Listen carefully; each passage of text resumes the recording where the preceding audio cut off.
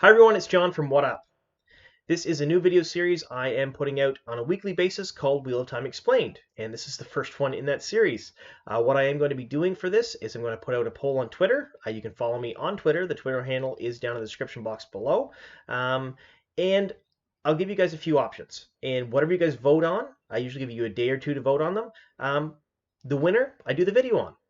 And a lot of the information for these videos will be gleaned from this particular book that you do see up on the screen right now, The Wheel of Time Companion. Now, I highly recommend anyone who's reading this series pick this book up. It's full of information. Think of it as a big Wheel of Time encyclopedia slash history book slash, well, it has everything in it that you're going to need. One word of caution, it's full of spoilers. So if you haven't finished the series yet, and you do pick up the companion and you're leafing through it to get some answers to questions that you do have while you're reading through the series, you may find out some stuff that you don't want to.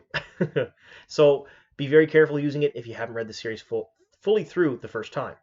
All right, so the first poll I put out, I gave you guys a few different options, and the one that won was the history of the White Tower. So these videos are going to be a bit different. You're going to see less of my ugly mug and more of me just talking. So you'll see some pictures up on the screen, and I'll put credit down below in the description box for those pictures. And also, in these videos, I'm going to be featuring artwork from the Wheel of Time community. So for this particular one, I don't have anything that anyone sent in to me just yet because it is the first video in this series. But if you have artwork you'd like featured in these videos, let me know. Send me a DM on Twitter and we can set something up and I'll put it in these videos. Absolutely. I'd love to feature things from the community. All right, so on to the video. The White Tower is the base of operations for all female channelers in the Wheel of Time series. These channelers are known as Aes Sedai. The novices, accepted, Aes Sedai, their warders in training, as well as servants and laborers all live within the tower grounds. The tower itself is located in a city-state called Tar Valon. The history of the One Tower started just after the breaking of the world. Now, at the end of the War of Power, or the War of the Shadow, every male channeler of the One Power went insane, because when the Dark One and the Forsaken were sealed back up into his prison, his counterstroke tainted Saeedin. When they used Saeedin, they had to reach through the oily taint that the Dark One had left there, and they slowly went insane. They then used their powers to devastate the world. They triggered volcanic eruptions, causing rifts in the earth. They caused mountains to raise where there was no mountains before, major earthquakes. They tore the earth asunder, plunging entire landscapes into the oceans. There were massive tidal waves, and they pulled huge islands and new lands out of the depths of the sea. The female Aes Sedai, and a lot of ordinary people at the time, understood that this was basically a threat to their very survival. So they dedicated themselves to finding these male channelers and killing them. Now, the breaking of the world lasted somewhere between 239 and 344 years. It was a very long time. A lot of the male Aes Sedai at the time did a lot of damage to the world, and even the untrained ones later on would do a lot of damage before they were either found and killed, or the women channelers would steal them. Now, when they were stilled, they were stripped of the ability to channel, and they would give up the will to live and eventually die. Every time a male channeler was killed or gentled, it eased the breaking of the world just a little bit. Eventually, they started culling the ability to channel out of the population, and less male channelers were born. For the last few years of the breaking, it was more of a background event. There were still male channelers who could break the world and do all kinds of terrible things. However, there were so few of them at that point that it was more of isolated incidents than something was happening all over the world. During the breaking of the world, all the technology and the wonders of the Age of Legends were lost. The ability to use the One Power to the level that the Aes Sedai could, pre-breaking during the Age of Legends, was also lost, because a lot of the women channelers that were left either were fighting for their lives, or they were scattered, and they were in small groups. Both during and after the breaking, 10 powerful kingdoms were founded in the Westlands. This provided some security and sanctuary for the general population. However, the Aes Sedai were no different, and they were also scattered all over the continent.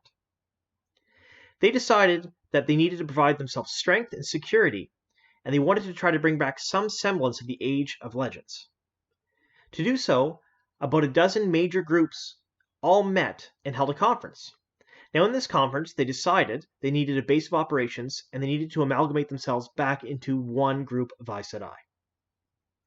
The island of Tar-Valon in the shadow of Dragon Mountain was chosen because of its natural defensive position, as well as what Dragon Mountain meant to the world and to the Aes Sedai themselves. In 47 after breaking, the women channelers who founded Tar-Valon decided that in addition to hunting male channelers and eliminating them to prevent another breaking of the world, they would also track down and find all other female channelers in their continent. When they found these female channelers, they would give them an option. They could either join them under their rule, be stilled, or eliminated. Between the years of 50 to 100 after breaking, Elisane Tishar, a woman of formidable character, was responsible for forging the White Tower into what it is today. However, not everyone was happy with her methods. Lydian Rajan and Malian Harvoil became leaders of the largest faction of rebel Aes Sedai at the time. Eventually, Lydian was captured and stilled. This led to Malian leading the rest of her faction to kneel at Elisane Tishar's feet, forging the tower whole once again. Between the years of 50 to 100 after breaking, Elisane Tishar, a woman of formidable character, was responsible for forging the White Tower into what it is today. However, not everyone was happy with her methods. Lydian Rajan and Malian Harvoil became leaders of the largest faction of rebel Aes Sedai at the time. Eventually, Lydian was captured and stilled. This led to Malian leading the rest of her faction to kneel at Elisane Tishar's feet, forging the tower whole once again. In the year 98 after breaking, Elisane Tishar was first mentioned in the histories as being the Amyrlin seat. It is unknown what year she was raised or how long she reigned over the White Tower. We do know, however, that she did have a Keeper of the Chronicles, as well as a Hall of the Tower to advise her. This is the command structure that still stands to this day in the White Tower. Now, between the years of 100 to 200 after breaking, the Aes Sedai consolidated their power and their numbers by seeking out young women who could channel or learn to channel. It soon became commonplace in the Westlands for all women who wanted to channel or could channel to seek out the White Tower on their own, and rebel factions of the Aes Sedai and women channelers soon dwindled to nothing, with the White Tower being the sole source of power for female channelers in the Westlands. It took over a century to complete the construction of Tar-Valon and the White Tower. However, in the year 202 after breaking, they finished. During this time period, the slowly growing nations had all been at war with each other. They were fighting over borders and resources. In 209 after breaking, Mabriam Unsharid, the queen of Aramal, who was also an Aes Sedai of the Grey Aja, recognized that something needed to be done.